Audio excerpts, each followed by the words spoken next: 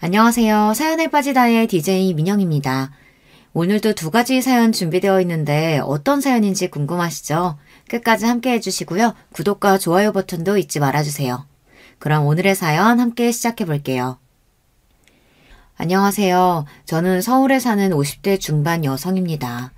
원래는 딸 하나와 남편 이렇게 세 식구가 함께 살고 있었는데 지금은 딸과 둘만 함께 살고 있네요. 얼마 전에 남편에게서 드디어 벗어났거든요. 이런 말을 하면 남편이 다들 문제가 있는 걸 아실 수 있으시겠죠. 네, 저희 남편은 참 문제가 많았습니다. 우선 지독한 알코올 중독자였어요. 술이 없이는 하루도 그냥 넘어가지 않았습니다. 그리고 그런 중독자들이 대부분 그러하듯 남편은 가족들을 괴롭혔어요. 소리 지르고 때리고 이 사연을 들으시는 여러분들이 충분히 다 짐작 가능한 그런 일들 말입니다. 하지만 저는 남편에게서 벗어날 생각을 하지 못한 채 살았습니다. 워낙 신혼 때부터 그래왔었기 때문에 세뇌 비슷한 걸 당한 거였기도 하고요. 너는 나 없이는 못 살아. 너 같은 년을 마누라랍시고 데리고 살아주는 건 나밖에 없다고. 알아? 남들은 이런 이야기를 들으면 그런 이야기를 들었다고 못 벗어나 싶겠지만 아주 오랫동안 그런 이야기를 들어오면 정말로 그런 것처럼 느껴지기도 합니다. 정말로 남편 없이는 못 살 것 같고 벗어나서는 더 힘들 것 같고 그런 거 말이죠. 그리고 어느 순간 남편의 그런 폭력이나 폭언들이 익숙해진 것도 있는 것 같아요. 그래서 그러고 사는 게 맞는 거겠거니 하며 살았던 것 같습니다. 그리고 남편이 처음부터 그랬던 건 아니었어요. 처음부터 그랬으면 진작에 도망을 쳐 나왔겠죠. 젊은 시절 남편은 저에게 참 잘했습니다. 남편이 변한 건 취업의 실패를 반복하면서 그리고 제가 아들을 낳지 못하면서부터였습니다. 큰아이로 딸을 낳고 그 뒤로 아이를 가지지 못하면서 남편의 학대는 점점 더 심해져만 갔습니다. 어느 날은 견딜 수 없을 정도로 말이죠. 아들도 못 낳는 년이 말이 많아. 퍽하면 그 소리와 함께 손이 날아들었어요. 도망을 갈까도 생각을 안 해본 건 아니었습니다. 하지만 그럴 수 없었어요. 저는 할 수 있는 일도 해본 일도 없고 또 이제 막 태어난 딸아이는 너무 어렸습니다. 그 아이를 데리고 도망갈 수도 그렇다고 두고 갈 수도 없었어요. 나도 뭔가 할 수 있는 일이 있었다면 진작 도망갔을 텐데. 이런 생각을 굉장히 많이 했던 것 같아요. 아무튼 그렇게 저는 남편 옆에서 어느새 적응이라는 걸 하며 살게 되었습니다. 왜 그런 말 들어보신 적 있으신가요? 인간은 적응의 동물이라는 말 말입니다. 몇 년이 지나니 그게 어느덧 익숙해진 일상이 되더군요. 그리고는 저는 남편에게 그런 말을 듣고 그런 폭행을 당하는 게 당연한 일인 것처럼 여겨지는 순간들이 많고 말이죠. 그렇게 살았습니다. 딸아이가 사춘기가 되면서부터는 매번 울면서 저에게 이렇게 말했던 것 같아요. 엄마, 제발 우리 도망치면 안 돼? 나 학교 안 다녀도 돼. 우리 둘이 뭐라도 하면 굶어 죽을 일은 없지 않을까? 나 도저히 아빠랑 못 살겠어. 하지만 세상 어느 엄마가 딸을 학교도 졸업 안 시키고 일을 하게 둔다는 말입니까? 그래서 저는 딸에게 울면서 말했습니다. 조금만 참자고, 엄마는 괜찮다고. 나는 너 학교 안 다니고 밖에서 일하는 꼴을 보느니 죽는 게 낫다고 말이죠. 그 이후로는 딸아이도 저에게 그런 말을 하지 않았습니다. 그리고 아마 그 무렵이었을 겁니다. 제가 옆집 할머니를 만나게 된 건 말이에요. 봉사활동 같은 거 해볼 생각 있어? 엄청난 목표가 있다든지 좋은 일을 해보고 싶다든지 그런 일로 시작한 봉사는 아니었어요.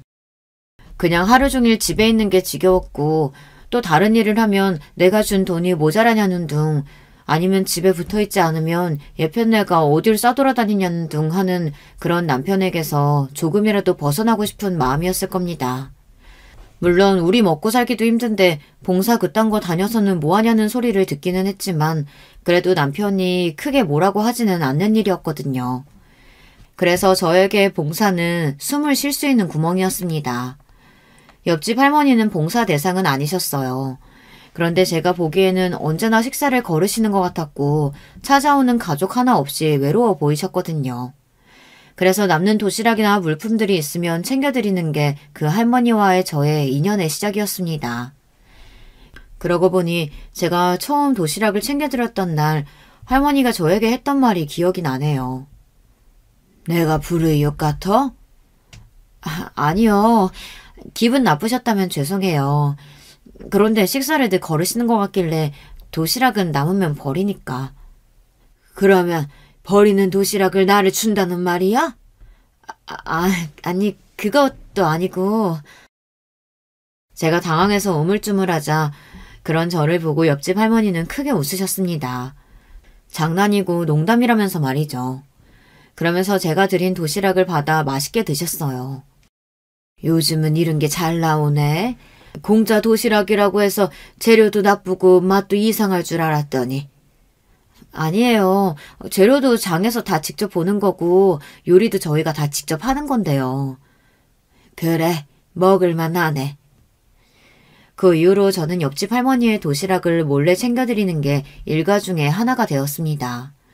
그렇게 챙겨드리다 보니 거의 매일 얼굴을 보게 되었고, 그리고 제가 예상한 대로 가족 하나 찾아오지 않는 분이라는 것도 알게 되었죠.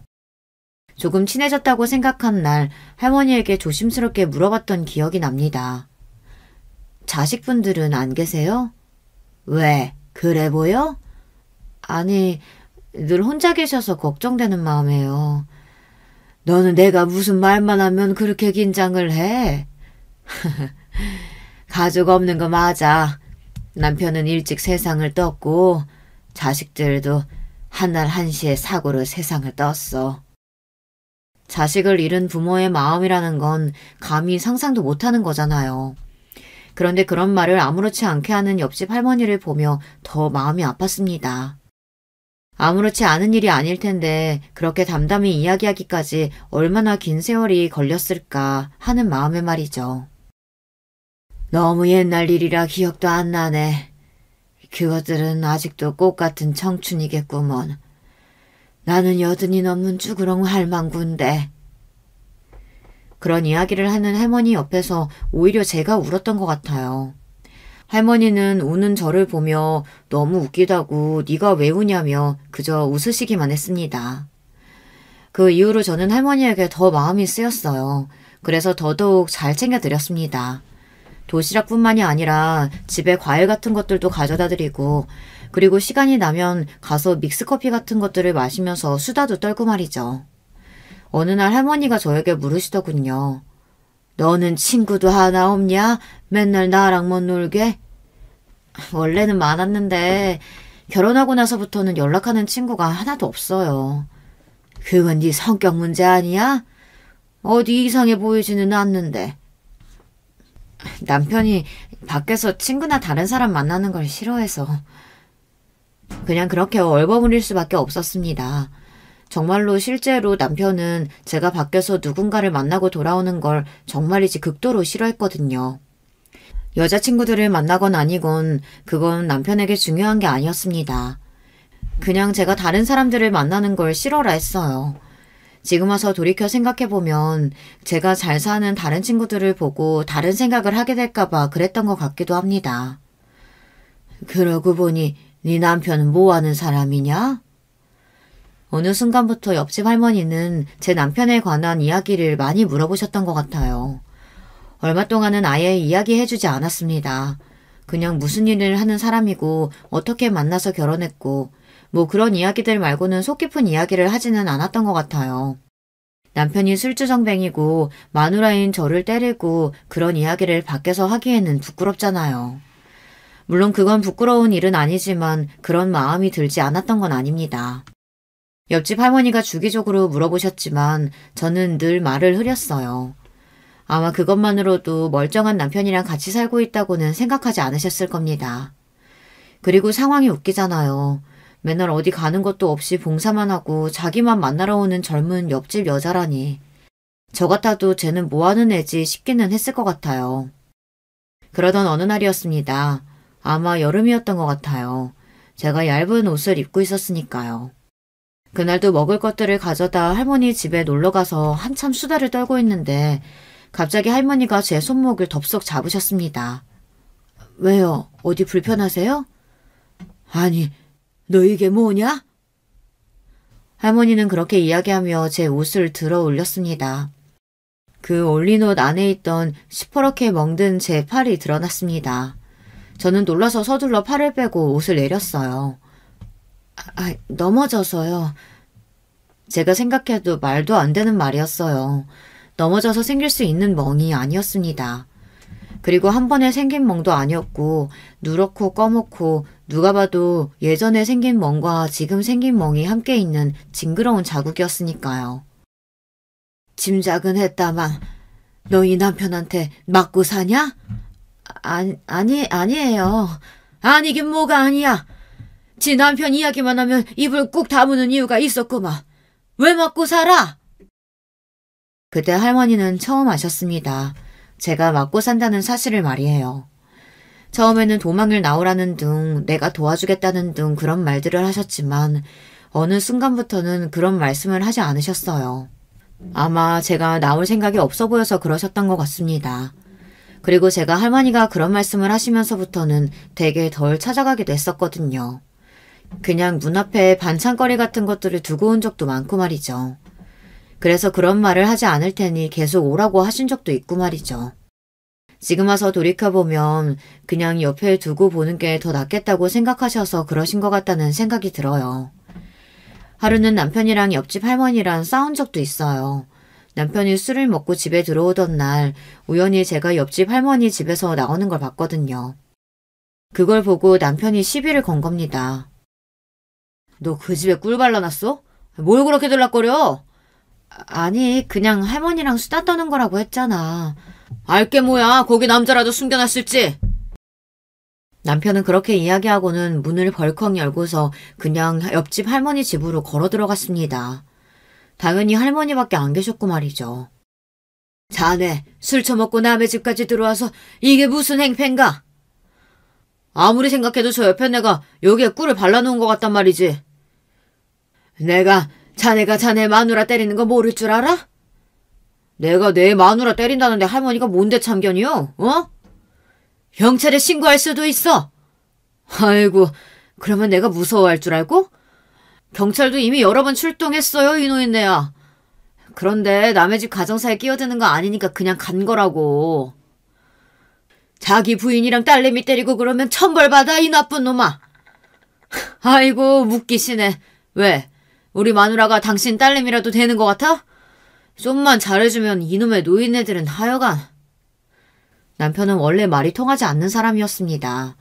옆집 할머니가 아무리 논리적으로 이야기를 한다고 한들 남편에게는 하나도 먹히지 않았어요. 그리고 한동안 할머니의 집에 가지 못했습니다. 남편에게 그날 많이 맞기도 했지만 또 단속이 심해졌거든요. 그 할머니 집에 가지 말라고 말이죠.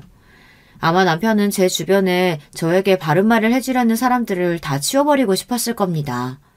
제가 정신을 차리고 자신의 곁을 떠나게 되는 날이 혹시라도 오게 될까봐 그게 겁이 났던 게 아닐까 싶어요. 아무튼 그렇게 한동안 못 가던 옆집 할머니의 집을 오랜만에 방문했을 때 저를 보고 아무 말을 하지 않으셨습니다. 그냥 평소처럼 밥을 함께 먹고 과일을 먹고 소소한 일상 이야기를 하는 정도였어요. 나중에 안 사실이지만 그날 저녁 제가 남편에게 맞는 소리를 들으셨다고 하더라고요. 그래서 자신이 괜한 참견을 했나 싶으셨다고요. 저에게 다시 그런 일이 일어날까 걱정하셨던 겁니다. 그래서 할머니는 그날 이후로 저에게 남편에게서 도망가라는 둥, 남편에게 왜 부인을 때리냐는 둥 그런 말을 하지 않으셨습니다. 그냥 옆에서 정말 엄마처럼 존재만으로도 위로가 되는 그쪽을 선택하셨어요. 아, 이 이야기를 안 했네요. 저는 엄마가 없었거든요. 당연히 처음부터 안 계셨던 건 아니고 제가 고등학교 때 병으로 세상을 떠나셨어요. 그리고 제가 결혼하고 얼마 되지 않아 아버지가 세상을 떠나셨고요. 하나 있는 오빠는 어디서 뭐하고 사는지 연락도 되지 않아서 저는 사실상 가족이 없는 거나 마찬가지라고 생각하며 살고 있었거든요. 할머니가 엄마 같기도 해요. 네 엄마보다 내가 나이가 훨씬 많을걸? 그래도요. 저는 확신할 수 있어요. 옆집 할머니와 저는 엄마와 딸 그 이상의 유대감을 느끼고 있었다고 말이죠. 둘 다 서로 가족이 없으니 외롭잖아요. 저는 할머니와 함께하는 10년 동안 행복한 순간들이 참 많았습니다. 누군가는 뭐하러 그렇게 사서 고생을 하냐 하기도 했고 연도 없는 노인네한테 뭘 그렇게 신경을 쓰냐 한 적도 있습니다. 하지만 옆집 할머니는 저에게 단순히 도와줘야 하는 사람을 넘어선 사람이었어요. 때로는 친구 같았고 때로는 엄마 같았고 말이죠. 그래서 할머니가 돌아가신 날은 아직도 기억이 생생할 정도로 선명히 기억납니다. 뭐 사고사 이런 걸로 돌아가신 건 아니에요. 90이 넘은 나이에 돌아가신 거니 충분히 사실 만큼 사시다가 노안으로 돌아가신 겁니다. 마지막 6개월 정도는 호스피스 병동에 입원해 계셨어요. 그래서 그 전만큼은 자주 뵙지는 못했지만 그래도 일주일에 한 번 이상은 꾸준히 찾아갔었습니다. 이제 할머니 안 계시면 저랑은 누가 놀아줘요. 나 없으면 너는 더 행복할걸? 제가 행복한 일이 뭐가 있다고 그러세요. 아니야. 너는 이제부터 시작이야. 아직 젊잖아. 저한테 그런 말 해주시는 분은 할머니밖에 안 계시는 거 알아요? 제 말에 그러냐 하며 하하 웃던 할머니의 모습이 아직도 눈에 귀에 선명합니다. 할머니가 돌아가시고 남편이 별소리를 다 하는데도 저는 꿋꿋이 할머니의 장례를 치렀습니다. 가족 하나, 친구 하나 찾아오는 이 없이 그 장례식장에서 멍한 얼굴로 3일을 앉아 있었던 것 같아요. 대학 기숙사에 있던 딸과 동네 주민 몇몇이 찾아온 것 빼면 너무나 조용하고 손님 없는 장례식장이었어요. 찾아오는 이 없는 그곳에서 할머니가 안쓰러워 얼마나 울었는지 몰라요. 그러다 문득 할머니가 돌아가시기 전에 저에게 쥐어주었던 쪽지 하나와 말이 생각났어요. 나 죽거든 이리로 찾아가. 네 인생이 바뀔 거다. 할머니가 그렇게 말하며 저에게 쥐어준 건 웬 주소였어요. 장례를 다 치르고 며칠이 지나서야 그곳을 찾아갔던 기억이 납니다. 사실 이제 더 이상 심심해도 갈 곳이 없어졌잖아요. 집에 가만히 앉아있는데 자꾸 할머니 생각이 나서 마음이 우울하더라고요. 그래서 그 주소로 찾아가 볼까 해서 간 거였습니다. 그런데 그곳은 제 예상 외의 곳이었습니다. 바로 변호사 사무실이었거든요. 저기... 제가 어떻게 이야기를 해야 할지 몰라 우물쭈물하고 있자 변호사로 보이는 어떤 남자분이 대뜸 물으셨어요. 혹시 심연자 씨 되시나요? 아, 네. 근데 제 이름은 어떻게... 며칠 지나면 찾아올 거니까 굳이 찾아갈 필요 없으시다고 하시더니 정말이네요. 기다리고 있었어요. 이리로 들어오세요. 제 이름을 알고 있었고 제가 언제 찾아올까라는 것도 알고 있었다는 그 말에 갸우뚱하며 그 변호사라는 남자분을 따라 사무실 안으로 들어갔어요. 그리고 그곳에서 저는 정말이지 믿기 힘든 말을 들었습니다. 한정희 할머니께서 생전에 남겨두신 재산이 좀 많으세요. 네? 재산이요? 그리고 그곳에서 들은 이야기는 정말 놀라웠습니다. 지금 생각해도 여전히 놀랍긴 해요. 한정희 할머니께서 전 재산을 심연자 씨에게 상속하셨습니다. 솔직히 그것도 놀랍긴 했지만 저는 그래봤자 사시던 집과 저축해두신 돈 조금 그 정도일 거라고 생각했거든요. 그것도 물론 놀랍긴 했습니다. 아무리 가족도 없고 별다른 연락하는 친척도 없기로서니 저에게 상속을 하실 줄은 몰랐거든요. 저한테요? 네. 그런데 그 금액이 조금 커서 상속세 같은 걸 저와 함께 정리를 좀 해주셔야 할 것 같아요. 그때부터 이게 무슨 소리지 했던 것 같아요. 할머니는 살아생전에 단 한 번도 재산이 얼마네 이런 말씀을 하신 적도 없거니와 돈이 많은 것 같은 모습을 보여주신 적이 단 한 번도 없으셨거든요.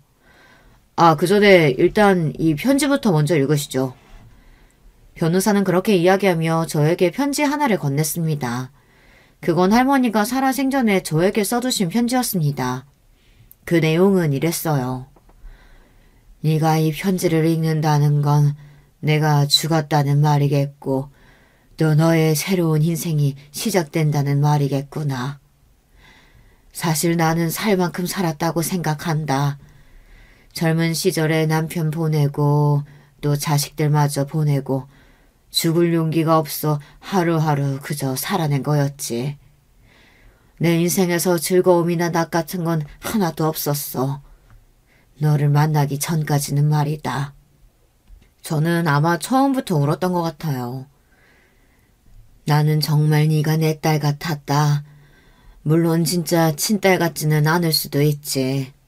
친딸이 아니긴 하니까 말이야.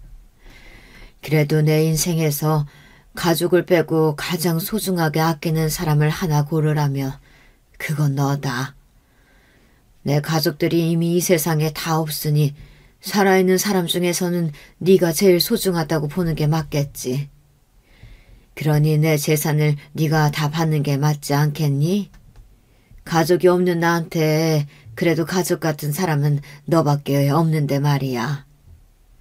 편지는 계속해서 이어졌습니다. 아마 내가 남기고 가는 재산은 네 인생을 바꾸고도 남을 거다. 나는 네가 남편에게 맞고 산다는 사실을 알게 된 순간부터 이 유언장을 준비했다. 아마 내가 남긴 재산의 규모를 알게 되면 얼굴 한 번 본 적 없고 내 장례식장에 오지도 않을 먼 친척들이 사방에서 달려들 거야. 그들에게 하나도 주지 않기 위해 법적으로 자문하느라 애를 좀 썼단다. 그때부터 이게 무슨 소리지 했던 것 같아요. 할머니가 재산이 많으시다니 하면서 말이죠. 몰랐겠지만 내가 돈이 상당히 많단다. 그리고 이제 이 돈은 네 돈이 되겠지. 나는 네가 나한테 물려받게 될 이 재산을 아무에게도 주지 말고 특히나 네 남편에게는 절대 10원 한 장 주지 않고 오로지 너와 네 딸의 행복을 위해서만 썼으면 좋겠다. 그게 유일한 조건이야. 아, 하나 더 있다. 이 돈을 물려받고 네가 제일 먼저 해야 할 일은 네 남편과 이혼하는 거. 그것도 내 조건이다. 그 이후로도 다른 말들도 있었지만 너무 길어서 이 정도만 하고 그 다음 이야기를 해볼게요. 저는 저에게 남긴 그 편지를 다 읽고도 무슨 말인지 몰라 가만히 변호사분을 바라봤습니다. 그분이 웃으시면서 하신 그 말이 아직도 저는 잊히지 않아요. 할머니께서 남기신 재산이 약 310억가량 됩니다. 네? 뭐라고요? 얼마요? 310억 정도 됩니다.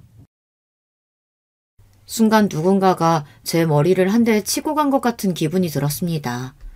3억도 놀라울 판인데 30억도 아니고 300억이라뇨. 저는 생전에 그런 단위의 돈을 들어본 적도 생각해 본 적도 없었습니다. 그리고 일단은 할머니한테 그 정도의 돈이 있다는 게 믿기지도 않았어요. 지금 누군가가 나를 두고 사기를 치나 몰래카메라 같은 걸 찍나 뭐 그런 생각만 했던 것 같아요. 아니 도저히 말이 된다고 생각하지 않았거든요. 하지만 맞았습니다. 할머니는 대대로 땅 부자인 집안의 고명딸이었다고 하더군요. 그런데 가족들이 다 죽고 나서 살던 집도 다 팔고 숨어 지내듯 조용하게 지냈다고 말이죠. 저에게 전에 하셨던 이야기가 생각이 났습니다. 살아있다는 거, 살아서 숨 쉬고 밥 먹고 잠자고 이러는 게 그 자체로 죄스러울 때가 있다. 먼저 간 가족들을 생각하면 그럴 때가 있다면서 말이죠. 아마 할머니는 그런 마음으로 연고도 없는 동네에 재산에 비해 턱없이 작고 초라한 집에 그렇게 사셨던 게 아닐까 싶어요. 마치 혼자 살아남은 자기 자신에게 벌을 주듯 말입니다. 정작 자신은 하나도 잘못한 게 없는데 말이죠. 평생을 그런 무거운 마음으로 살아오셨을 할머니를 생각하니 다시 눈물이 날 것만 같아요. 아무튼 저는 그런 엄청난 금액을 받을 수 없다고 처음에는 그렇게 생각했던 것 같아요. 사실 집 정도 물려주시는 거고 그런 거면 넙죽 받았을지도 모를 일입니다. 그런데 그건 너무 엄청난 금액이잖아요. 하지만 받고 싶지 않다고 해도 거절을 할 할머니가 이미 이 세상에 안 계셨어요. 그래서 거절을 할 수도 없었습니다.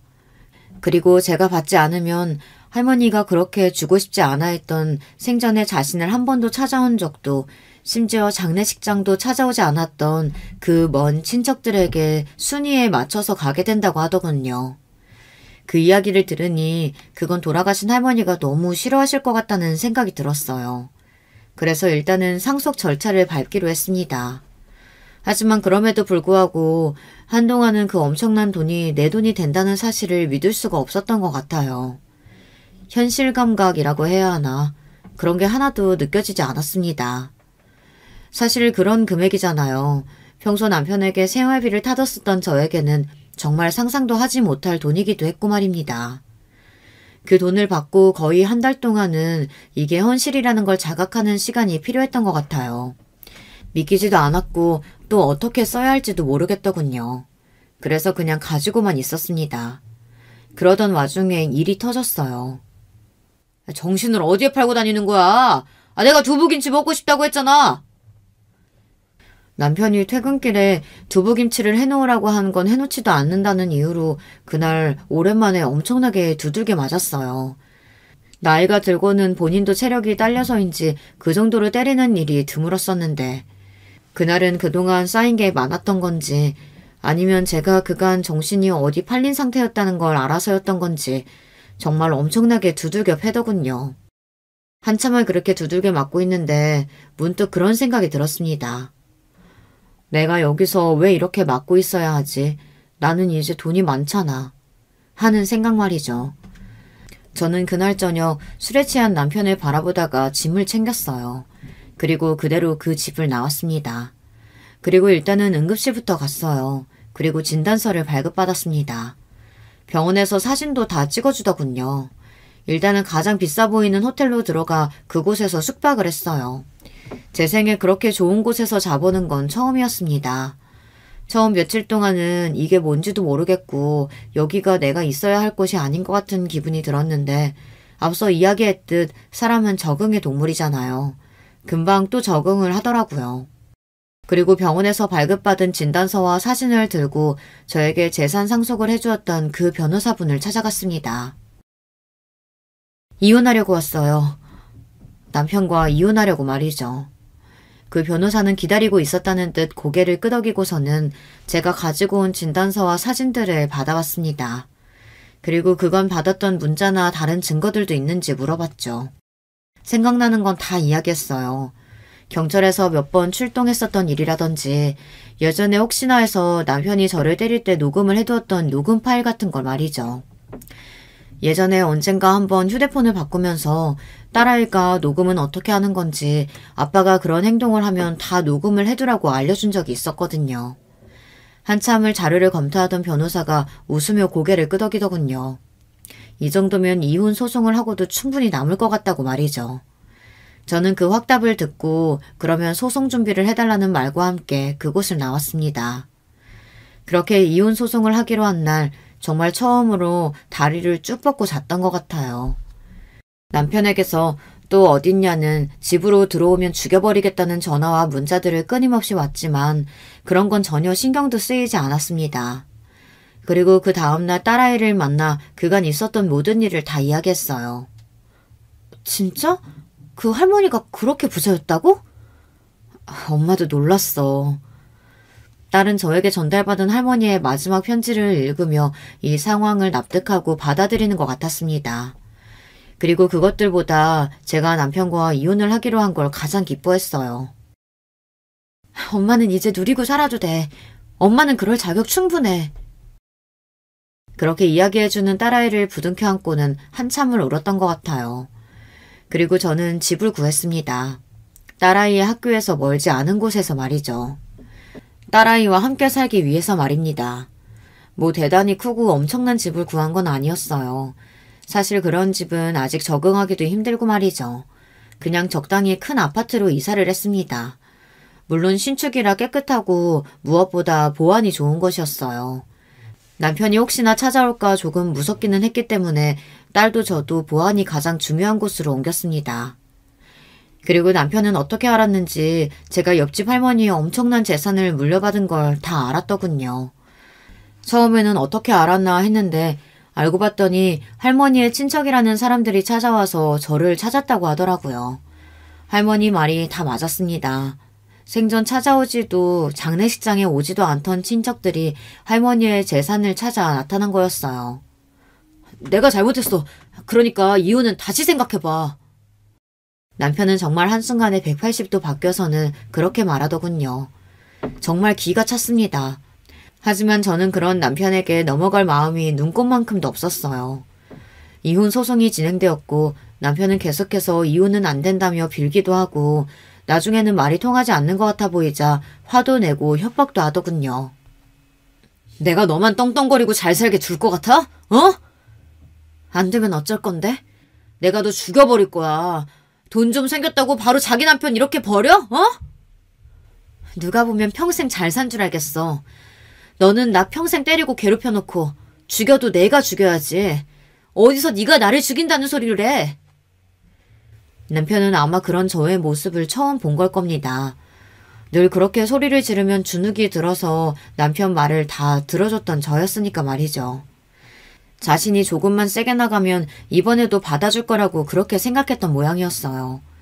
그렇게 되지 않으니 당황했고 말이죠. 그리고 딸아이도 나섰습니다. 이번에 엄마가 아빠 받아주면 내가 엄마랑 연 끊을 거야. 뭐라고? 인연이 먹여주고 입혀주고 키워줬더니만. 아빠가 나한테 해준 게 뭔데? 낳기만 하면 자식이야? 먹이고 입히는 거야 엄마가 다 했고 기집애 대학 공부 안 시켜준다고 해서 장학금 받아서 대학 온 것도 나야. 나는 어디 가면 아빠 없다고 말하고 다닌 지 이미 오래됐어. 나는 그냥 아빠가 죽었으면 좋겠다고. 남편은 결국 화를 참지 못하고 딸아이의 뺨을 때렸고 그 뒤로는 정말 난장판이 되었습니다. 저는 다른 건 다 참아도 남편이 제 딸 얼굴에 손을 댄 건 도저히 참아줄 수가 없었어요. 저의 악을 쓰는 소리와 그리고 소란에 출동한 경찰, 그야말로 난장판인 하루였습니다. 결국은 남편에게 저희는 접근금지 신청을 했고 그 신청이 받아들여졌어요. 그래서 이제는 남편은 저희에게 접근해올 수 없게 되었습니다. 물론 하려면 하겠지만 법적으로는 말이죠. 남편은 받아들일 수 없어 하는 것 같았습니다. 그래서 아직도 술만 먹으면 전화가 와서는 화를 냈다가 잘못을 빌었다가 아주 그냥 난리를 쳐요. 이혼 소송이 다 끝났고 완전히 이혼이 성립된 지금에도 말입니다. 그리고 생전 연락 한 번 없던 시누이에게도 연락이 왔었어요. 아마 제가 엄청난 재산을 물려받게 되었다는 사실을 자신의 오빠에게서 들은 모양이었습니다. 나이도 들어서 이렇게 이혼하는 게 맞나 싶어요. 그냥 그간 쌓인 정도 있고 하니 같이 살면 좋을 건데. 아가씨가 오빠랑 살아봐요 그럼. 나는 그 사람한테 쌓인 정 같은 거 없네요. 그래도 그 나이에 혼자 살게 된 오빠가 불쌍하지도 않으세요? 하나도요. 정 오빠가 불쌍하면 아가씨가 데리고 살면 되겠네요. 저의 그 말에 인상을 팍 하고 쓰던 시누이가 떠오르네요. 보나마나 뭐라도 콩고물 떨어질 게 있나 싶어서 와놓고 그게 통할 것 같지 않자 뭐 사람이 돈 생기면 바뀐다더니 정말이었다는 둥, 그래도 언니는 다를 줄 알았는데 사람이 다 똑같다는 둥, 그런 소리만 구구절절 늘어놓다가 돌아갔습니다. 그리고 다시 연락이 여러 번 왔지만 제가 받지 않았어요. 할머니의 친척들도 찾아왔었습니다. 그 재산에 우리 지분도 있다는 거 알죠? 모르는데요. 아니 이 아줌마 엄청 뻔뻔하네. 우리는 가족인데. 할머니가 살아생전에 한번 찾아오지도 않고 장례식장에 찾아오지도 않는 말뿐인 그 가족들, 자기 죽으면 돈 달라고 나타날 테니 다 무시해도 된다고 하셨어요. 제 말에 헛기침을 흠흠 하더군요. 하지만 그들은 포기하지 않았습니다. 우리가 소송 걸면 어떡할 거예요? 그냥 순순히 우리가 말하는 금액 주는 게 더 좋을 텐데. 그들이 말한 금액은 100억 정도 되는 돈이었습니다. 뭐 그들도 여기저기 다 알아보고 왔겠죠. 그리고 법적으로 제게서 돈을 가져갈 수 없다는 것도 알았을 겁니다. 소송을 걸어서 더 가져갈 수 있다면 그걸 포기할 사람들이 절대 아니었어요. 소송 거세요. 제가 단호하게 이야기했습니다. 그들은 당황하더군요. 할머니가 저에게 남기신 편지에 이렇게 적혀 있었어요. 그 친척이라는 작자들에게는 정말이지 단 한 푼도 주고 싶지 않아서 백방으로 알아보고 변호사들한테도 조언도 많이 받고 해서 한 푼도 주지 않는 방법으로 저에게 재산 다 물려주신 거라고요.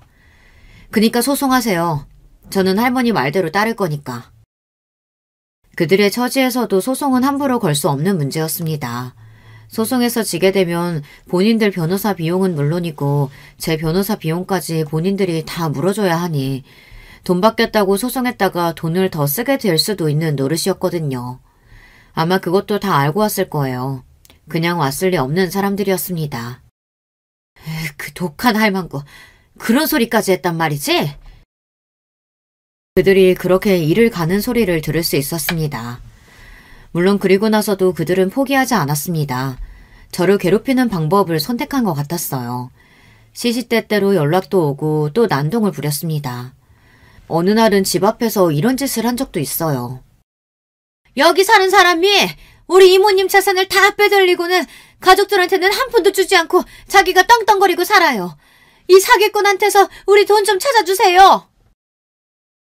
그런 식으로 저를 괴롭히기로 한 방법을 선택한 모양이었어요.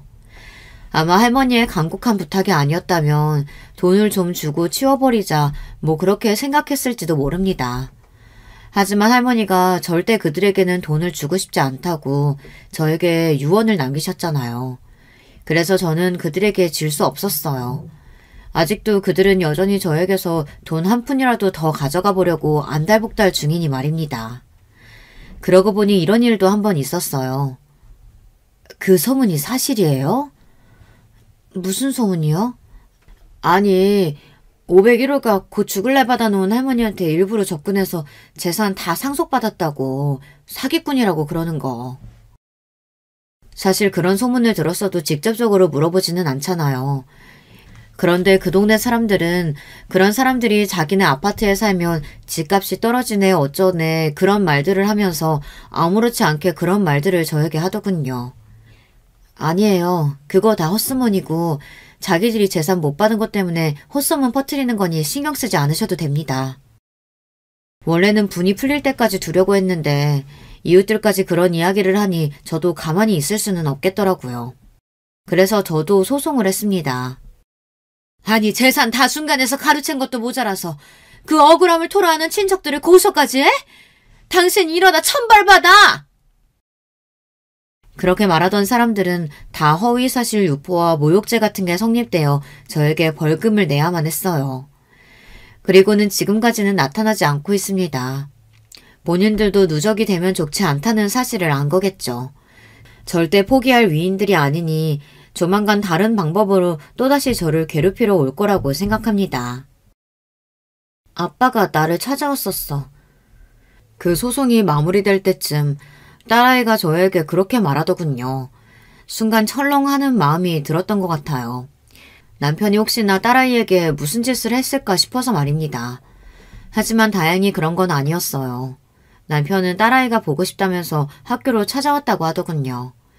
그리고는 저와 딸아이가 어떻게 지내는지 물었다고 합니다.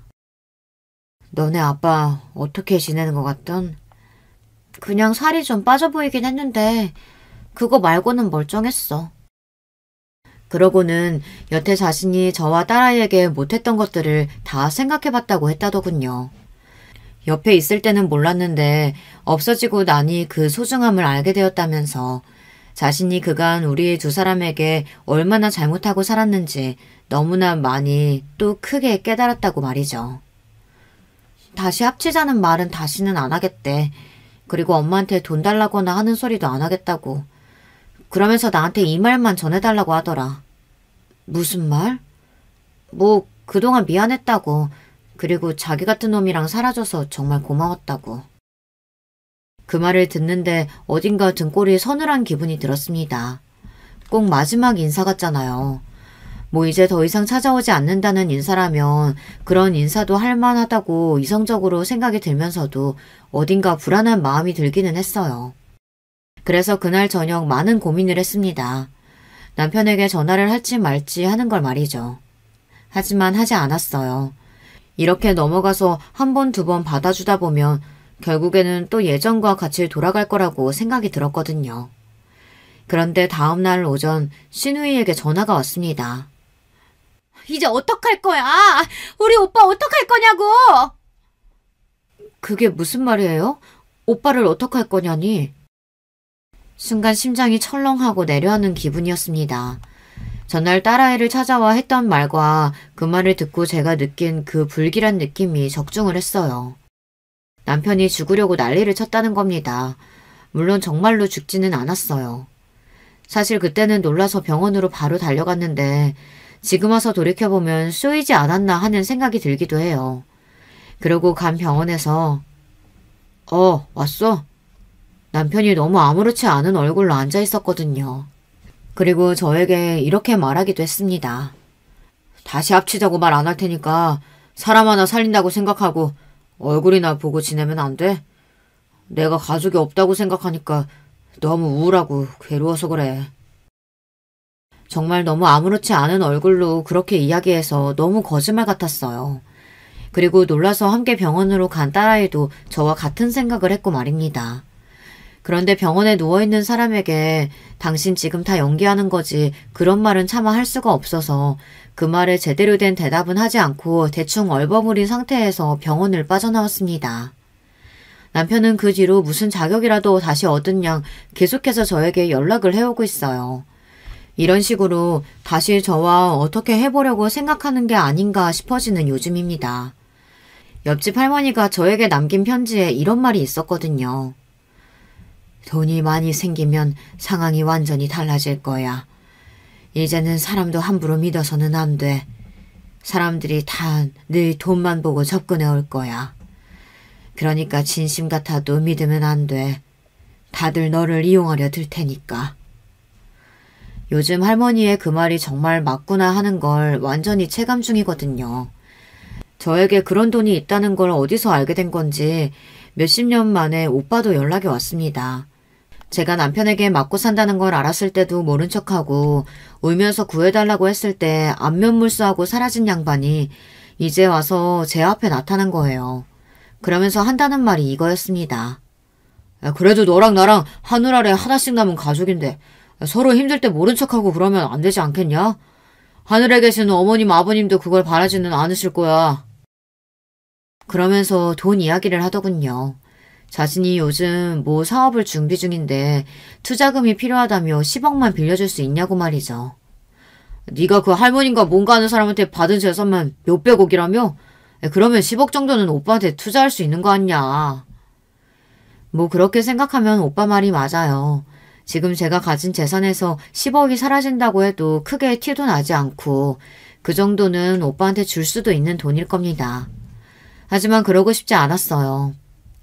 하늘 아래 하나 있는 가족인데 여동생이 그렇게 맞고 살 때는 도와달라는 말에 눈 하나도 깜짝 안 하더니 돈 생겼다고 하니까 어떻게 알고 나타나선 하나밖에 없는 가족 타령을 해?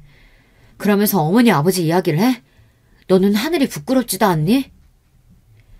그런 말을 하면 움찔이라도 할 줄 알았는데 그 정도의 철판으로는 이렇게 나타나는 짓도 하지 않았겠죠. 아니 너 돈 많다며? 10억도 못 줘?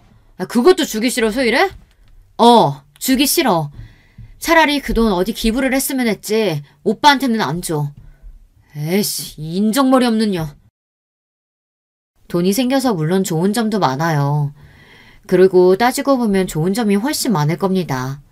남편의 폭언과 폭력에서 벗어났고 또 내일을 걱정하거나 고민하지 않아도 돼요. 딸아이 하고 싶다는 건 다 시켜줄 수 있기도 하고 말입니다.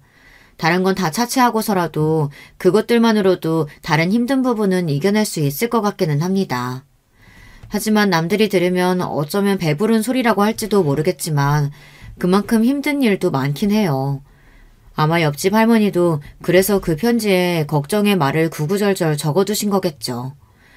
돈이 있는 사람에게 다른 사람들이 어떤 식으로 상처를 주는지 너무 잘 아시는 분일 테니 말입니다.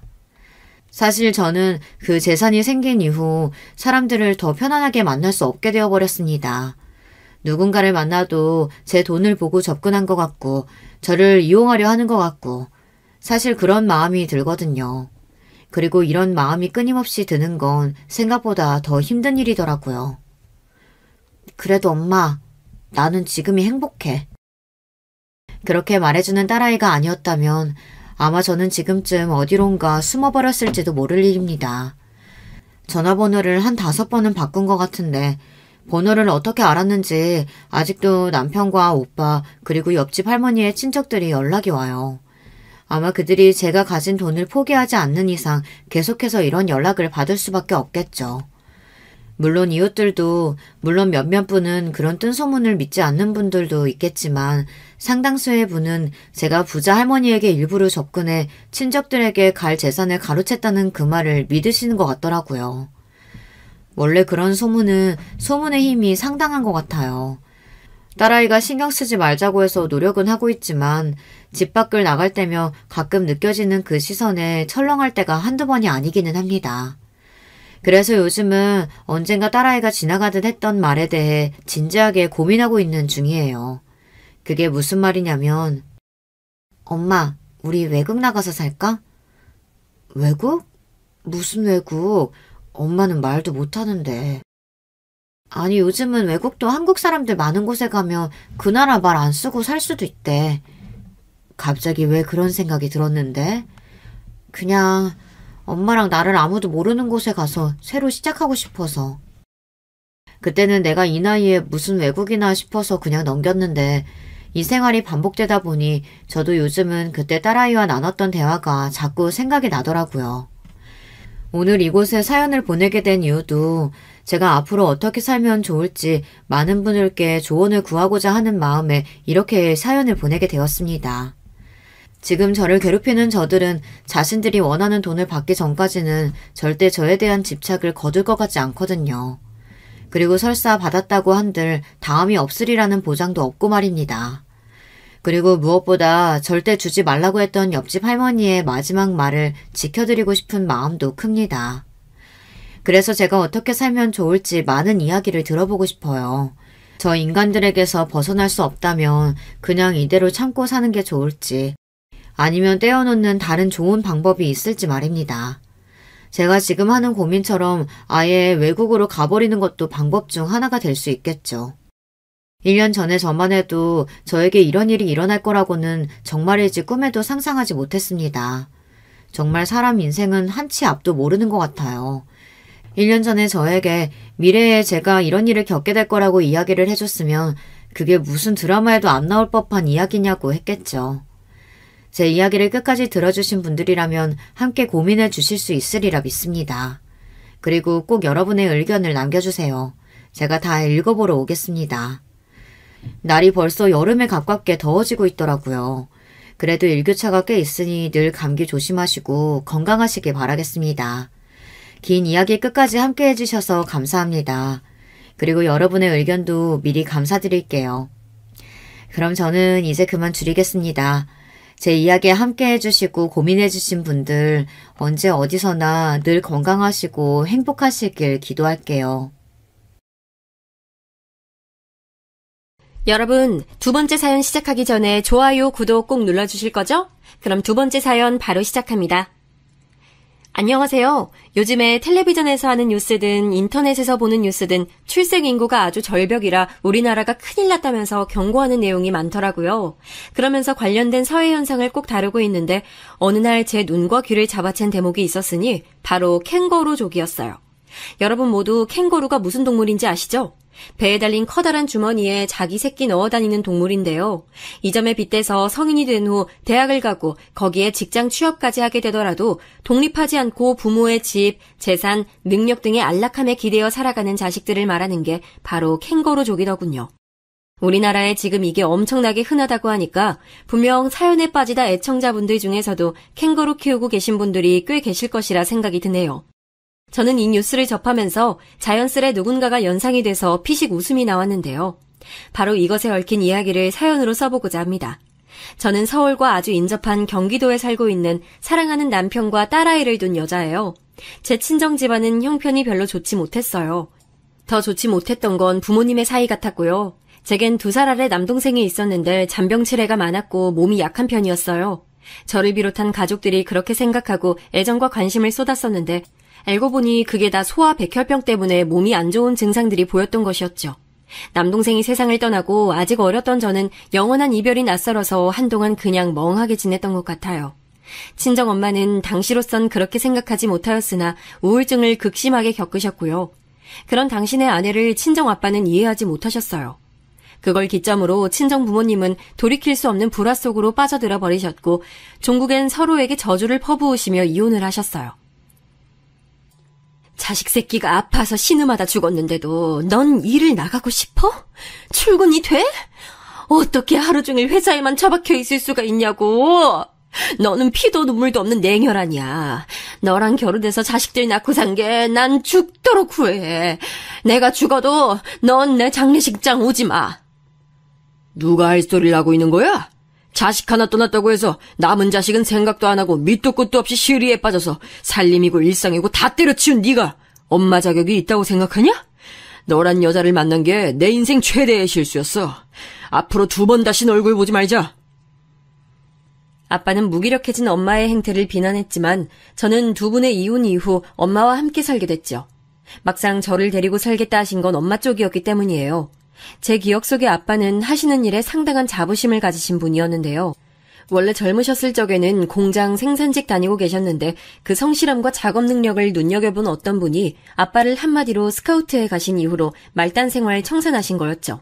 아빠는 새로운 근무 환경을 맞이하신 이후로 업무에 보다 몰두하시느라 솔직히 말해서 가정은 뒷전이신 분이었다고 전 생각해요. 제가 고등학교를 졸업하고 나서 아빠를 오랜만에 뵀는데 그때 아빠가 새로 가정을 꾸리셨다는 걸 알고 조금 충격받았어요. 전혀 예상 못했거든요.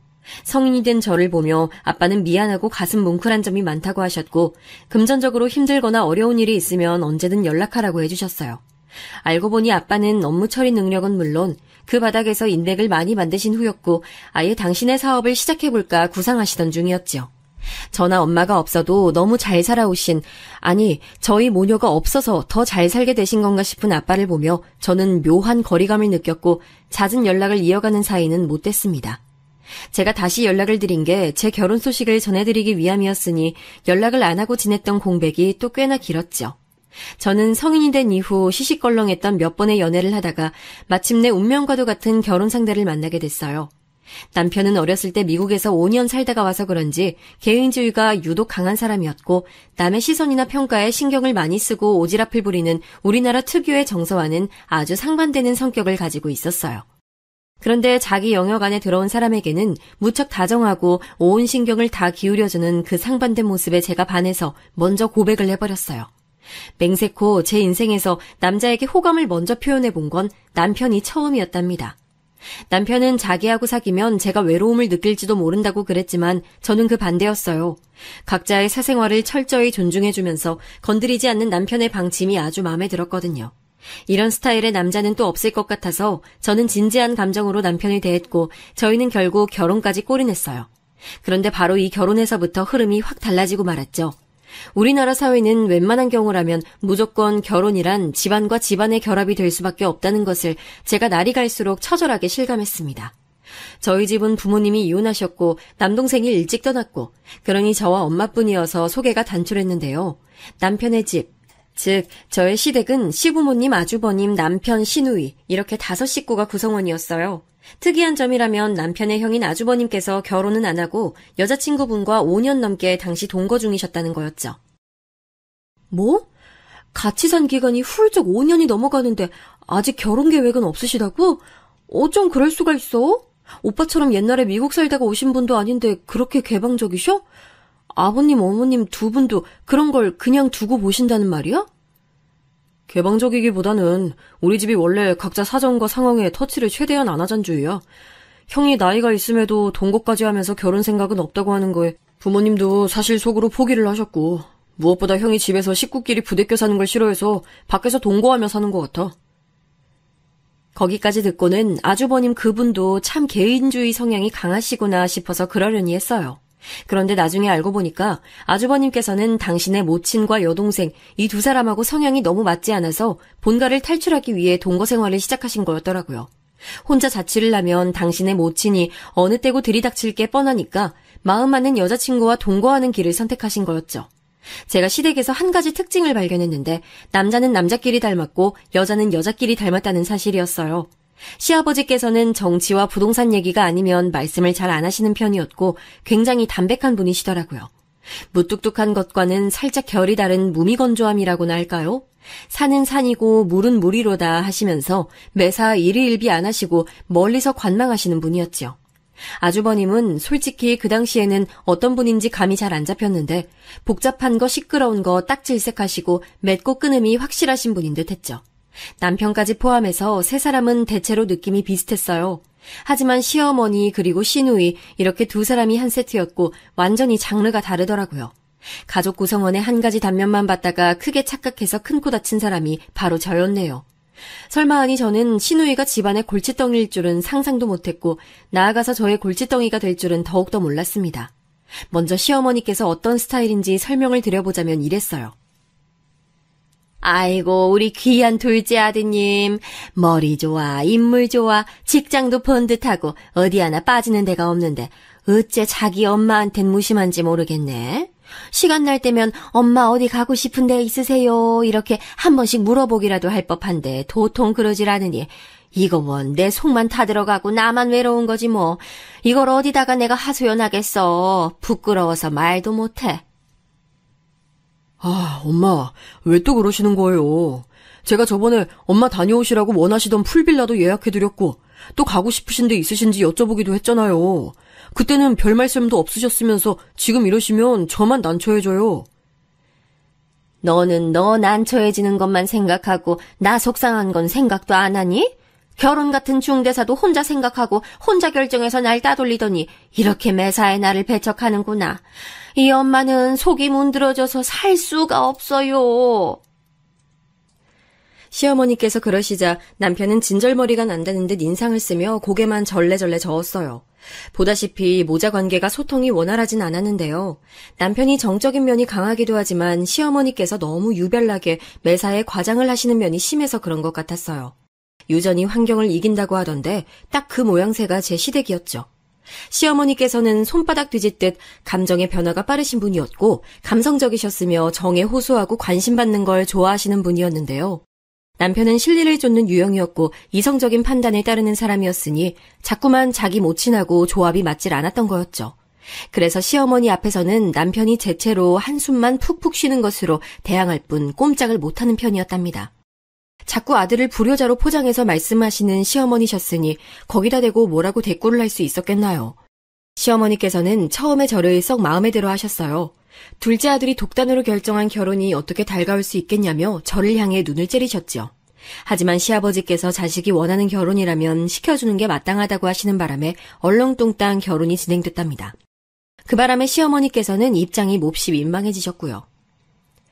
우리 집 남자들은 왜 이렇게 꽁하게 있다가 막상 무슨 일을 결정할 때가 오면 나랑 상의 한마디 없이 딱 처리를 해버리는지 모르겠네. 당신의 위신이 깎였다며 시어머니께서는 속상해하셨고 저는 그 비위를 거스르면 안 될 것 같아서 수더분하고 참한 이미지를 꺼내들고 앞으로 잘하겠다는 뜻을 열심히 표현했어요. 하지만 진짜 문제는 시어머니가 아니라 한 세트인 시누이였어요.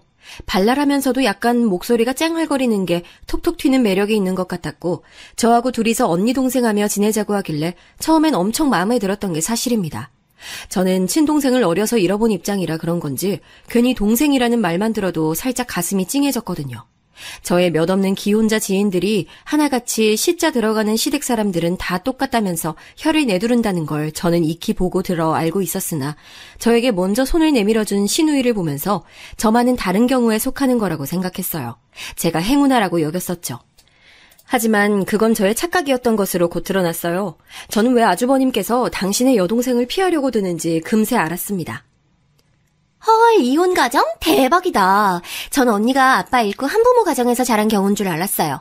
근데 그게 아니고 이혼? 이거 좀 문제 있는 거 아니에요? 그쵸? 언니 정신에 문제 있는 거 맞죠? 네? 제 정신에 문제가 있다니요, 아가씨. 무슨 말을 하는 건지 모르겠어서 너무 당황스럽네요. 에이, 제가 인터넷에서 다 봤어요. 이혼한 부모 아래서 자란 자식들은 대부분 정서가 불안하다던데? 정신세계가 일반적이지 못하다고 해요. 환경이 사람을 그렇게 만든다던데요?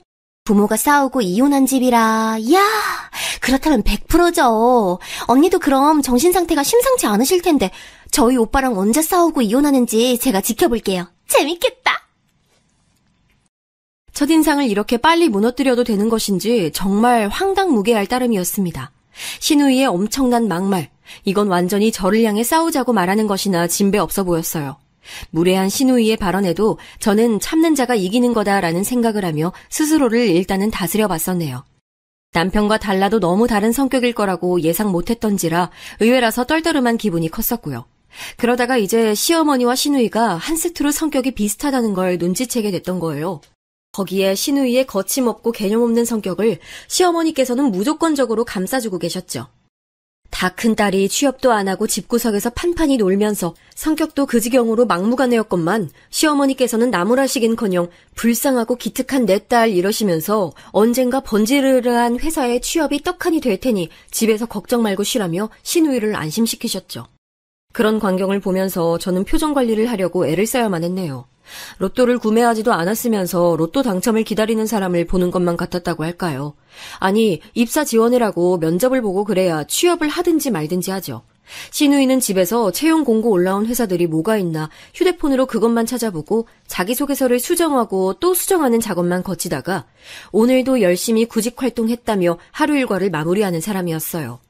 두드려야 문이 열린다고 이 당연한 사실을 알려줘야 하는 건지 제가 몹시 혼란스러웠네요. 시누이를 보고 있으면 마치 제가 비정상인이 된 것만 같았어요.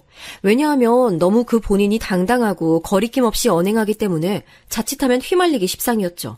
제가 솔직히 말해서 시누이를 상대하기 너무 힘들다고 사람이 좀 독특한 것 같다고 남편에게 털어놨었는데요.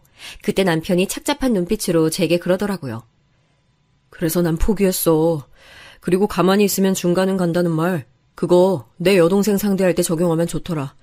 무슨 헛소리를 짓거리든 안 들리는 척 가만히 있으면 그나마 낫더라고. 그 조언에 웃어야 할지 아니면 울어야 할지 기가 막혔으나 그래도 그때까지는 심각하진 않았어요. 제가 곧 퇴사를 하게 될 줄 몰랐었기 때문이죠. 다니던 회사가 너무 갑자기 다른 동네로 사무실을 옮겨가는 바람에 너무 거리가 반대로 멀어져서 어쩔 수 없이 퇴사라는 결정을 내렸습니다. 남편하고 둘이 진지하게 머리 맞대고 상의한 끝에 내린 결론이었고요. 저는 다른 일을 찾는 기간 동안에는 우선은 재택으로 근무를 시작했어요. 해당 업계에 아는 분이 계셔서 일을 따로 받을 수 있었거든요. 이렇게 되니까 제가 전보다 시간적 여유가 훨씬 늘어난 거였죠. 자연스레 시어머니, 시누이 두 사람과의 접점도 늘어나더라고요. 집에서도 일을 내서 그걸로 돈을 번다니. 참 요즘 세상 아주 별난 세상이야. 저기 그런데 너 우리 딸한테도 그런 일 좀 알려주면 안 되겠니? 너만 이렇게 편하고 좋은 거 알지 말고 우리 딸한테도 알선을 해줘. 그런 게 가족이지. 안 그래? 네 어머님. 그런데 저도 임시로 일하고 있는 거라서 어떻게 소개를 해줘야 좋을지 모르겠는데 일단 본인이 이렇게 일을 해보겠다고 하면 제가 중간다리 역할을 해보든지 할게요. 시어머니께서 자꾸만 저의 재택근무에 지대한 관심을 기울이시더니 역시나 시누이를 염두에 두신 거였더라고요. 이거 상황이 피곤해졌다 싶어서 제가 머리를 싸매고 있는데 갑자기 시누이가 들이닥쳤어요. 어떤 식으로 얘기를 들었는진 몰라도 시어머니께 재택 내용을 전달받은 상태였지요. 이보세요, 언니. 제가 거진 줄 아세요? 그딴 식으로 적선을 해주려고 하셨어요? 하시는 그거 들어보니까 월 100만 원밖에 못 번다면서요. 와, 나 진짜 열받네. 겨우 그딴 걸 누구한테 들이미는 거예요, 대체? 어머님께 뭘 어떻게 듣고 오셨는진 모르겠지만 이거 정식 직업으로 삼고 계속할 일이기보다는 단기로 시간 때우면서 돈 벌기 좋은 업무예요. 그러니까 돈이 크지 않죠. 대신에 소요되는 근무 시간도 적으니까 절대 박한 조건은 아니에요. 그리고 겨우 100만 원일 수도 있지만 아가씨는 현재 10원 한 장도 안 벌고 계시니까 어쨌든 얼마라도 버는 게 중요한 거 아닐까요? 지금에 와서 회상해보면 저는 바로 그때 시누이의 머리 꼭지가 돌아갔다고 생각을 해요. 원래도 살짝 돌아있던 머리였는데 제가 가한 일침 때문에 완전히 팍 돌아버린 것이었죠. 그런 결과를 낳을 줄 알았더라면 제가 10원 한 장이라는 발언은 안 했을 텐데요. 아무튼 그때 시누이가 분노로 얼굴이 시뻘겋게 달아올라서는 저를 죽일 듯이 노려봤어요. 그러더니 작은 소리로 중얼중얼거렸는데 제가 자기한테 모욕을 줬다면서 욕을 하더군요. 반드시 자기가 입이 떡 벌어질 만큼 대단한 곳에 취업을 해내서 제 코를 납작하게 만들 거란 소리도 얼핏 들려왔고요. 첫 월급 받으면 저를 가만히 안 두겠다는 내용이 들릴 것만 같아서 눈치를 보며 가만히 있던 제가 결국 입을 열었죠. 저 아까부터 뭐라고 중얼대는 거예요? 뭔가 단단히 오해를 한 모양인데 기분 푸세요. 저는 나쁜 의도가 전혀 없었어요. 없었다고? 저기요, 언니. 앞으로 시집살이 죽도록 당하고 싶지 않으면 알아서 빠릿빠릿하게 행동하시는 편이 좋을 거예요. 제가 지금 작정을 한 참이거든요. 뭔가 잘못됐구나 싶어서 제가 강력한 불길함을 감지했죠. 눈을 세게 부라리며 퇴장했던 신우이는 그날 이후로 갑자기 자격증 공부에 매진했어요. 대학 졸업하고 별다른 경력 하나 없이 놀아온 자기라면 자격증 정도는 따줘야 서류 전형에서 탈락하지 않을 것이라는 걸 신우이가 알긴 알았나 보더라고요. 저도 허구한 날 집에서 놀고 있는 신우이의 존재가 부담스럽기도 하고 한창 일할 나이에 그 젊음이 아깝기도 해서 얼른 취업이 되기만을 기도해주는 입장이었네요. 자꾸 집에만 들어앉아 있으니까 사회성도 저렇게 떨어진 거 아닐까 싶기도 했고요. 남편이 그러는데 대학 재학 시절 당시만 해도 신우이의 성격이 그렇게까지 파탄난 건 아니었다고 했거든요. 만년 취업 준비생으로 지내다 보니까 성격이 더욱 괴팍해진 게 아닐까 하는 저의 짐작이었습니다. 그리고 무엇보다요, 신우이가 각종 어처구니 없는 소리를 내도 그것에 열렬히 반응해주고 호응해주는 시어머니께서 당신의 딸이 자립하는 것을 막고 계신 듯 했네요. 무조건 오냐오냐 해주시니까 신우이가 위기의식 하나 없이 지내온 게 분명했어요. 심지어 신우이가 대놓고 제 욕을 하며 흉을 보아도 시어머니께서는 어이쿠 내가 기센 며느리를 잘못 들인 바람에 우리 딸이 가여워졌네 이렇게 맞장구를 쳐주셨어요. 무튼 종합해보자면 신우이가 취업하는 것에 저도 쌍수 들고 환영이었다는 거죠. 제발 자격증 시험에 합격하길 바라는 마음으로 응원을 해줬고 시댁에 가서도 자격증 공부하는 신우이의 눈치를 보면서 조용히 있었는데요. 와, 무슨 수능 준비하는 것보다 더 유난을 떨더군요. 누가 보면 진짜 수험생인 줄 알았을 거예요. 아, 언니! 지금 왜 맨발로 저희 집 거실 돌아다니고 있으신 거예요? 발바닥이 장판에 붙었다 떨어지는 소리 다 들리잖아요! 저 방에서 뻔히 공부하고 있는데 지금 사람 집중력 다 흩어놓으시고 이게 뭐하는 짓이세요? 당장 양말 신으세요. 아, 양말부터 신으시라고요! 열받아서 화병 날 것 같아! 아, 거기까지 제 발소리가 들렸어요? 미안해요. 방해할 의도는 결코 없었는데 설마 이 작은 발소리가 방까지 울릴 줄은 정말 몰랐어요. 조심스럽게 걷고 양말도 바로 신을게요. 저 근데 혹시 소음이 계속 신경 쓰이면 그냥 방문 닫고 공부하는 게 어때요? 자꾸 방문 활짝 열어놓으니까 바깥 소리에 신경 자꾸만 쓰게 되는 거 아닐까요? 왜요? 내가 방문 닫아놓으면 그때부터 뭐 맛있는 거라도 몰래 만들어 먹으시려고요? 저 빼놓고 뭘 하실 생각인데 저보고 방문을 닫으라고 하시는 거죠? 언니가 뭔데 제 방문에 참견을 하세요? 득달같이 따져들면서 목에 핏대까지 세우는 신우이를 보며 저는 어이가 없어서 말문이 막혔고 약간 움츠러들기도 했네요. 신우이, 이 정도라면 분노 조절이 어려운 사람 같았어요. 누가 봐도 신우이는 성격에 문제가 많은 사람이었는데 시어머니께서는 인정을 안 하셨죠. 항상 제게 사과해야 하는 쪽은 제 쪽이라고 말씀을 하셨고요. 작은 일이든 큰 일이든 가리지 않고 하여간 제가 신우이랑 무슨 일만 있어도 시어머니께서는 제게 신우이한테 사과하라고 하셨어요. 전 영문도 모르고 어리둥절한 채로 신우이에게 미안하다고 말을 한 적도 있었네요. 모녀가 쌍으로 세트인데 제가 어떻게 개기겠어요. 되는 대로 비위 맞춰주는 게 상책이었죠. 똥은 무서워서가 아니라 더러워서 피하는 법이라는 걸 제가 머릿속에 열심히 새겼답니다. 하지만 얼마 지나지 않아 제가 울컥해서 신우이랑 말다툼 벌이는 건수가 생기고 말았어요. 자격증 공부가 안 됐던 것인지 이유는 모르겠으나 그날 신우이 표정을 보니까 기분이 되게 안 좋아 보이더라고요. 날이 갈수록 저를 만만하게 대하며 자기는 여왕이고 저는 하인이라는 식으로 행동을 하는 신우이였기에 저는 속으로 대충 대꾸나 해주고 비위나 맞춰주면 되겠다는 모범 답안을 그려내고 있었죠. 이미 살짝 이골이 난 상태였거든요. 그런데 신우이가 유튜브에서 재혼을 앞둔 커플이 나온 주말 드라마 영상을 보다 말고 저를 향해서 이러는 거예요. 언니, 저는요, 나이 먹고 결혼은 안 하고 동거만 계속하고 있는 저희 큰오빠가 제정신이 아니라고 생각해왔거든요. 근데 언니 집안에서 그런 기운이 풍겨지는 것 같아요. 정식 재혼은 안 하시고 상대를 만났다 말았다, 살림을 합쳤다가 말았다가 진짜 제정신 박힌 걸로는 안 보여요. 그 순간 제가 어안이 벙벙해져서 잠시 귀를 의심했어요. 예전에 이혼을 겪으신 이후 저희 엄마는 정식으로 재혼은 안 하셨으나 좋은 감정으로 만나시는 분은 계셨어요. 제 결혼식에도 오셨기 때문에 당연히 신우이도 그분의 존재를 알고 있었고요. 근데 이걸 가지고 제 친정을 흉본다고요? 엄청 무례한 짓이었죠. 아가씨, 지금 말이 좀 심하네요. 이런 집 저런 집 다 있는 거고 각자 저마다의 이유와 사연이 있는 법인데 겉으로만 판단하고 막말을 하는 건 좋지 못한 습관이라고 생각해요. 아가씨는 말을 하기 전에 한두 번 머릿속으로 생각을 한 뒤에 입 밖으로 뱉으세요. 지금 저를 가르치려 드시는 거예요? 와, 언니, 말 되게 착한 척, 유식한 척 하는 능력이 있으시네요? 저 갑자기 섭섭해지려고 해요.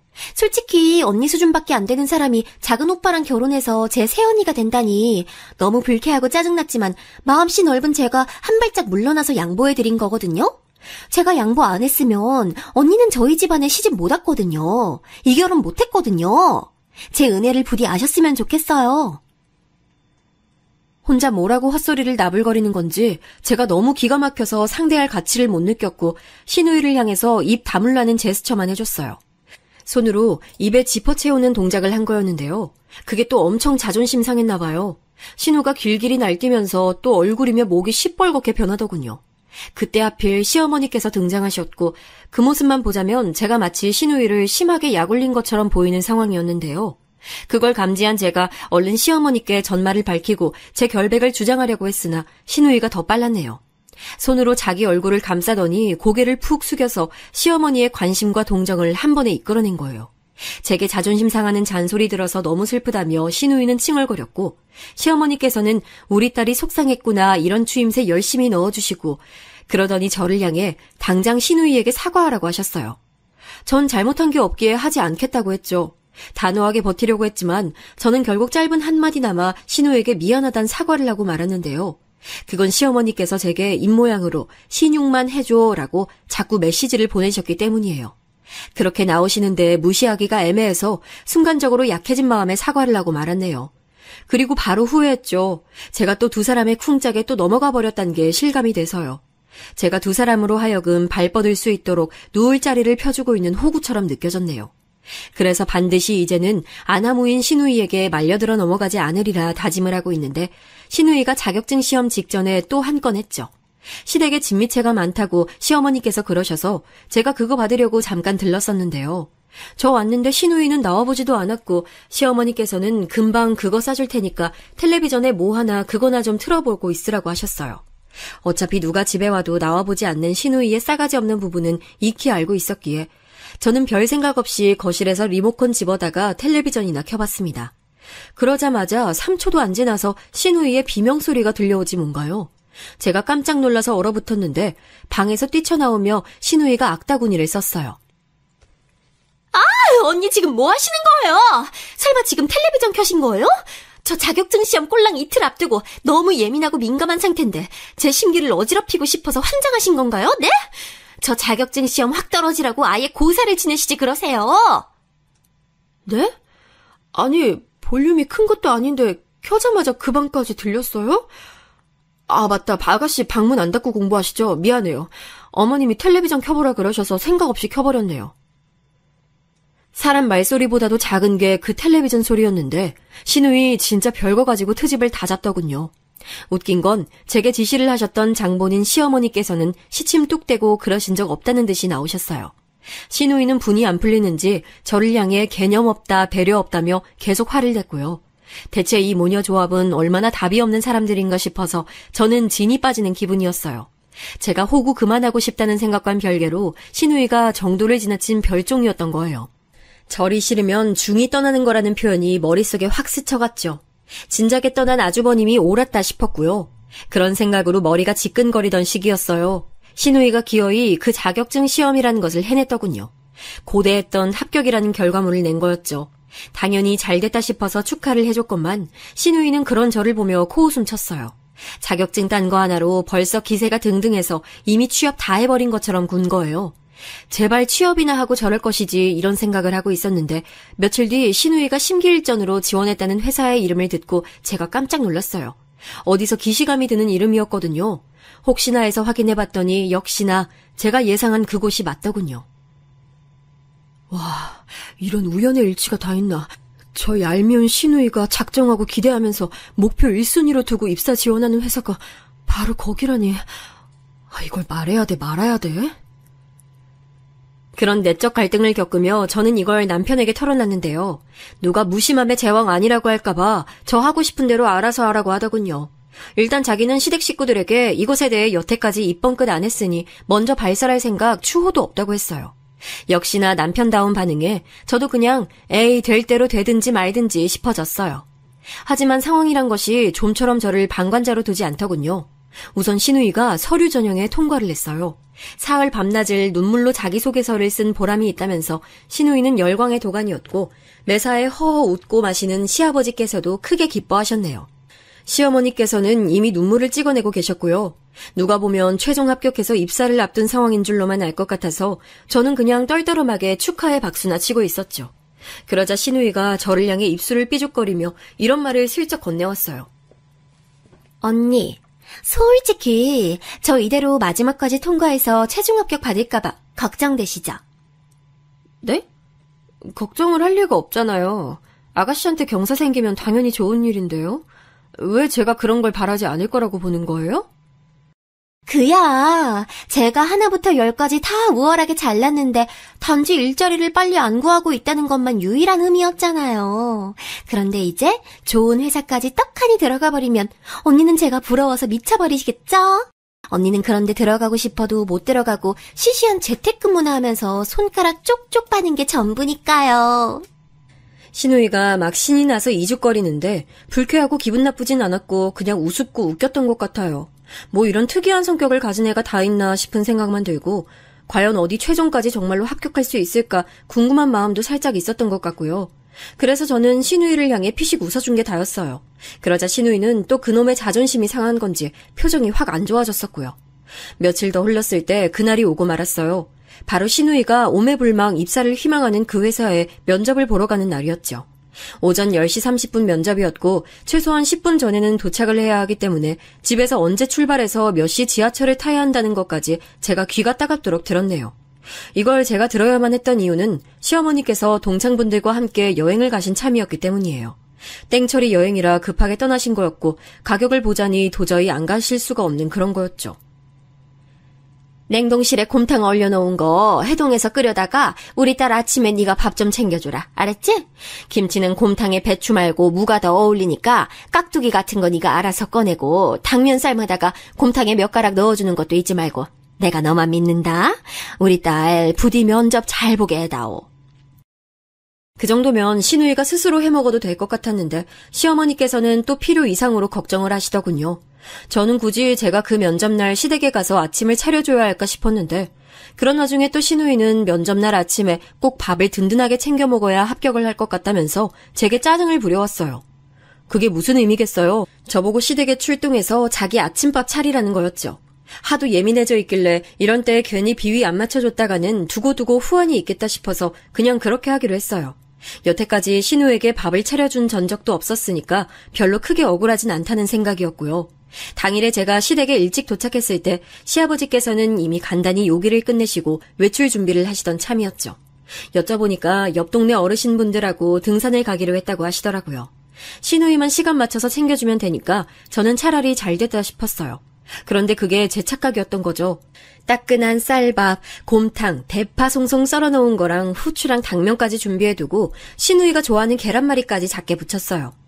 정신없이 씻고 머리 말리느라 왔다 갔다 하던 신우이가 계란말이 냄새를 맡았는지 저를 향해 크게 외치더군요. 계란말이 안에 치즈 넣으라고요.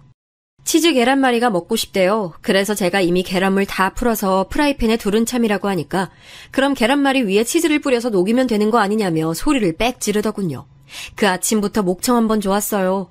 짜증 섞인 명령에 저도 울컥했지만 이왕 챙겨주기로 한 거라면 그냥 다 맞춰주자 싶어서 냉동실에서 치즈 꺼내다가 그렇게 만들어줬죠. 정장 자켓만 마저 걸치면 되는 차림으로 단장을 끝낸 신우이가 식탁에 왔을 때 이미 저는 아침밥상을 다 차려놓은 상태였습니다. 맛있는 한 상을 정성스레 차려놨건만 신우이는 대체 뭔 생각이 든 건지 수저를 들자마자 코웃음을 흥 치더니 밥을 먹는 거예요. 진심이 아니더라도 말이 담아 잘 먹겠다거나 고맙다거나 그런 말을 할 수는 있는 거잖아요. 근데 그것도 안 하고서는 새침하게 밥을 먹는 모습을 보면서 제가 새삼 기가 막혔네요. 어디서 이런 글러먹은 인성을 지녔는지 시아버지께서 같이 계셨다면 신용이나마 저에게 감사 인사를 하고 먹었을 텐데 저절로 나오는 한숨을 삼키며 저도 밥 한 술을 뜨려고 밥봉기 챙겨서 밥솥 앞에 섰을 때였어요. 뭐예요? 언니 설마 지금 밥 푸시려고 하는 거예요? 그럼 저랑 같이 아침밥 드시겠다는 의미예요? 네? 그럴 생각이었는데요. 마주보고 먹는 게 불편한 거면 제가 옆쪽으로 앉을게요. 마주본다는 생각을 제가 못했네요. 대각선으로 앉으면 서로 안 마주보니까 괜찮죠? 아니, 그게 아니라요. 애초에 지금 이 상황에서 저랑 식탁에 같이 앉을 생각을 한 것 자체가 잘못된 거잖아요. 중대한 면접을 앞둔 저만을 오롯이 위하는 시간 아니에요? 그렇게 돼야 마땅한 건데 언니가 왜 끼어들어요? 지금은 저 혼자 누려야 하는 시간이라고요. 언니는 저 다 먹고 나서 제가 집을 나서면 그때 드시면 되는 거예요.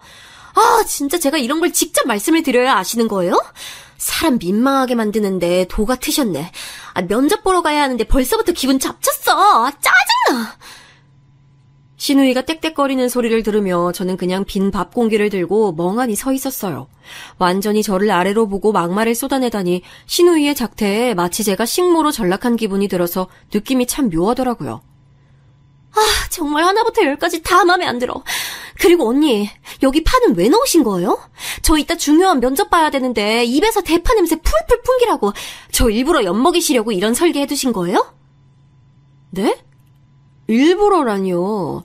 파는 곰탕에 같이 넣은 게 아니라 먹고 싶으면 넣어 먹으라고 따로 그릇에다가 놨잖아요.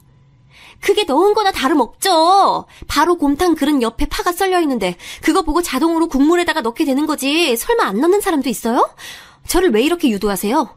기분 더러워져서 입맛도 확 떨어지네. 대파 송송 썰어서 옆에 둔 게 그렇게나 잘못인 줄 몰랐네요. 준비를 한 것만으로도 곰탕 안에 넣은 것과 다름이 없이 여겨질 줄은 더더욱 몰랐고요.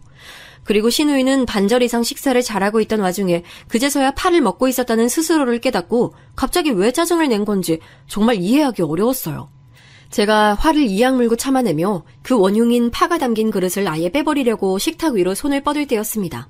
신우이가 하필 딱 그때 손으로 머리칼을 넘기려고 했고 그 들린 팔꿈치와 제 손이 충돌했어요.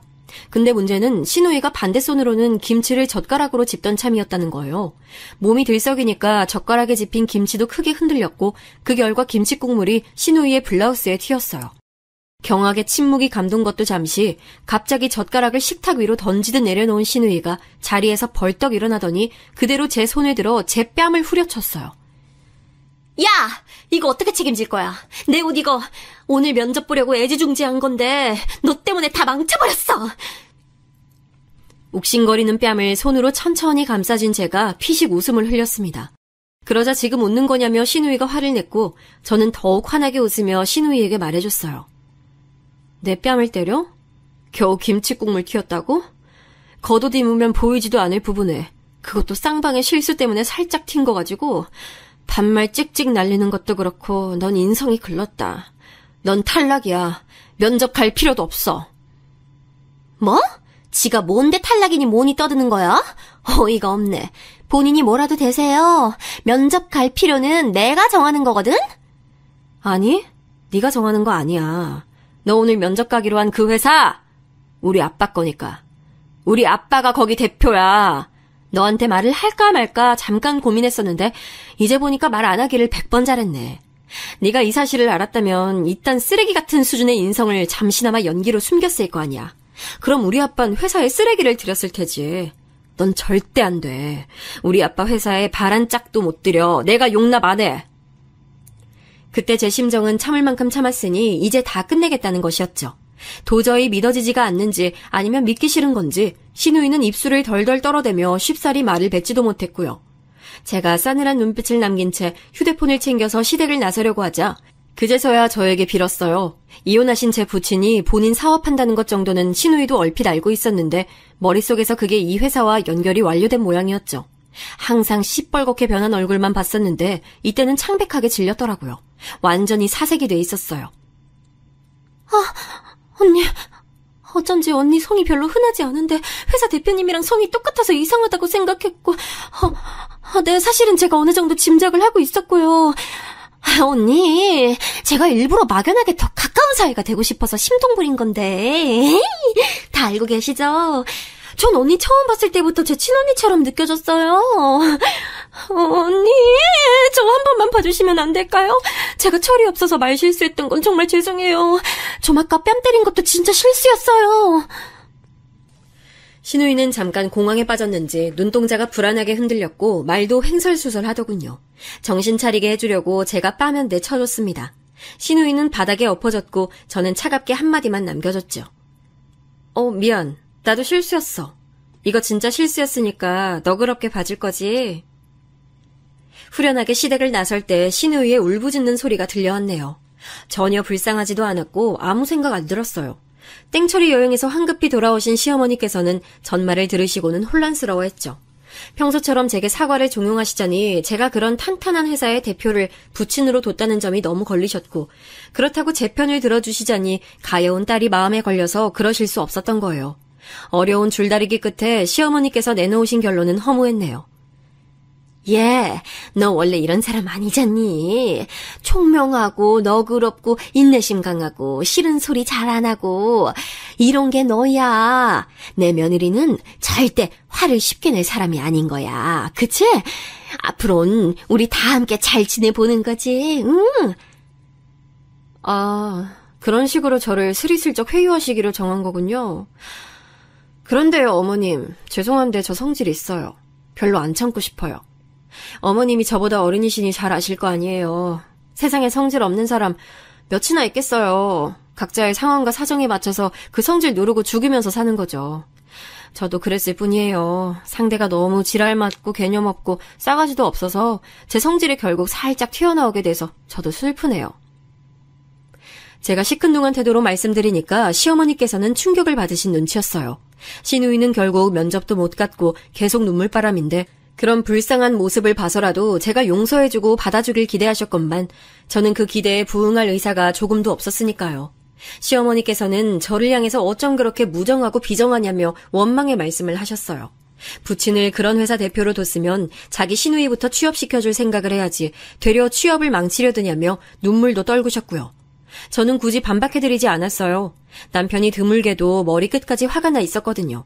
저까지 나설 필요가 없었죠. 엄마, 제발 그만 좀 하세요. 진짜 정신 나가셨어요? 비이성적으로 구는 것도 정도껏 하셔야죠. 무조건 싸고 돌아서 자식 인생 망치는 부모, 그게 바로 엄마 모습이에요. 이제 다 지긋지긋하네요. 형이 옳았네요. 저도 떠날 거예요. 괜히 가까이 집 구해서 산 제가 등신이었죠. 앞으로 엄마 인생에서 작은 아들과 며느리 얼굴 볼 일은 없다고 생각하시며 사세요. 그러자 시어머니께서는 거의 발작하시며 차라리 죽는 게 낫겠다고 난리를 치셨으나 시아버지의 단호한 만류 앞에서 사그라드셨고요. 자기 방패막인 시어머니께서 쓰러지신 것에 시누이는 이루 말할 수 없이 초조해졌어요. 그 대단한 자존심을 다 내려놓은 시누이는 재차 저에게 용서를 빌며 눈물로 호소했는데요. 떠난 버스는 안 잡는 게 제 스타일이라서 별로 아무 생각 안 들더라고요. 굳이 다 털어놓을 심사는 아니었으나 아빠와 통화를 하던 도중에 어쩌다 보니 시누이 얘기까지 흘러나가 버렸어요. 제가 말을 잠깐 흘린 것 가지고도 아빠는 예리하게 뭔가 있구나라는 걸 잡아내셨고 추궁을 해대셔서 결국 제가 있었던 일을 다 말씀드리게 된 거예요.